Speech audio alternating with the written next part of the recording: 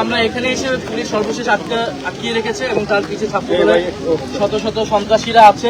ইতিমধ্যে কিন্তু যারা আসামি, যারা চোখ ফেলেছে, তারা চোখে আঘাত করেছে রড দিয়ে, তারা কিন্তু পালিয়ে যাওয়ার সহায়তা করা হচ্ছে। তারা নিজেরাও মামলা করে নাই, আমাদেরকেও মামলা করতে দেরি করাচ্ছে। তো দেখতেই পাচ্ছেন, আমরা হবিগঞ্জে আমাদের পূর্ব ঘোষিত কর্মসূচি ছিল গতকালকে হামলার বিরুদ্ধে। তো আমাদেরকে প্রথমে মৌলিকভাবে তারা বাধা দিয়েছে, তারপরে কয়েক দফায় বালু ট্রাক, ট্রাক্টর,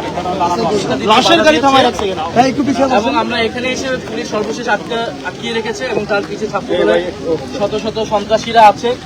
আমাদের কথা যেহেতু 144 ধারা জারি করেছে, আমরা আইন শৃঙ্খলার পরিবেশ বা সব কিছুকে সহযোগিতা করে আমরা আমাদের বলেছি আমরা শুধু যাবো, মামলা দায়ের করবো, আহতদের দেখবো, তাদের পরিবারের সাথে সাক্ষাৎ করে আমরা চলে আসবো। প্রয়োজনে আমরা যতজন বলবেন আমরা ততজন নিয়েই যাবো। আপনারা আমাদেরকে সহযোগিতা করুন। আমরা এখানে কোনো ধরনের পরিবেশ অশান্তি চাই না। আমরা চাই আপনারা লফুলি কাজ করুন। কিন্তু তারা আজকে এইখানে কিন্তু 144 ধারা নাই, তারা এইখানে আমাদেরকে ব্যারিকেড দিয়েছে এবং আমাদেরকে সেখানে যেতেও দিবে না।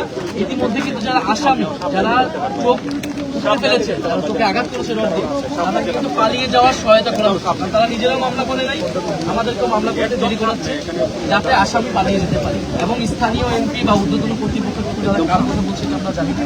আমাদের কথা, আমরা এখানে বসে থাকবো। আমরা আসছি ঢাকা থেকে, আমরা হবিগঞ্জে মামলা করবো, তারপর আমরা যাবো।